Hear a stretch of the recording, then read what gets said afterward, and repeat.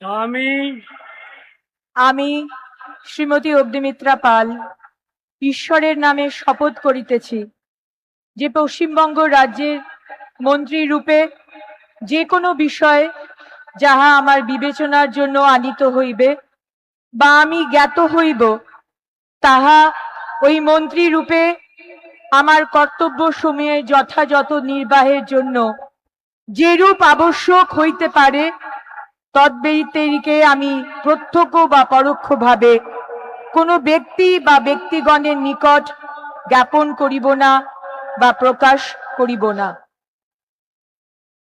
আমি আমি শ্রীমতী অগ্নিমিত্রা পাল ঈশ্বরের নামে শপথ করিতেছি যে বিধি দ্বারা স্থাপিত ভারতের সংবিধানের প্রতি আমি অকৃত্রিম নিষ্ঠা ও আনুগত্য পোষণ করিব। আমি ভারতের সার্বভৌমত্ব ও অখণ্ডতা রক্ষা করিব।